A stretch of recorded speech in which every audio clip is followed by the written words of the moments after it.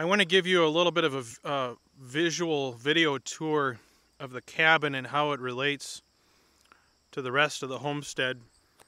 You can see it's on the high part of the property, and you look down over here. Off to the left is where most of the gardens are at, and then the rest of this is hay, and then you can obviously see the woods and then the berries. There's some old shade trees. The house used to be up behind those trees. And then up on the hill is where the highway's at. And you can see this is the back side. This faces north, northeast. And for most housing, I wouldn't necessarily recommend essentially facing your windows that way. But for this cabin, I'm going to be able to heat with wood, and I'm not really concerned about being able to keep it warm in the winter. I've got all the wood I can cut. I'm more concerned about keeping it cool, and I think having the windows, large windows, face the north and the west is going to, up here on the hill is going to help me keep it pretty well ventilated.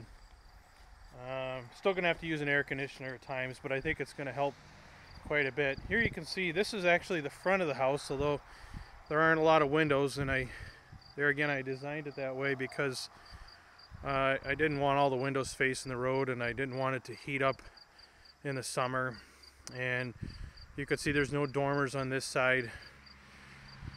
I had hoped to orient it a little more running east and west so that I could put solar panels on this roof, and I still can, but it'd have to be angled because it doesn't face, it's much more southwest than it is south. But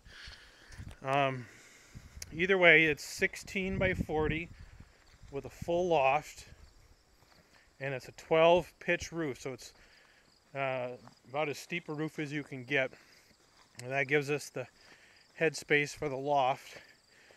And you can see the gabled ends are actually framed in, and there's he's going to mill some pine that's going to look identical to the logs, and it's going to go up there, and you'll never know that it's not logs all the way to the gables. And he also gave us pretty good size overhangs. I don't think they're 3 foot, but I think they're a little more than 2 feet even. And you can see here I have pretty good overhang, and hopefully keep the moisture off the sides of the logs as much as possible. And I'll give you a tour of the inside here in a moment.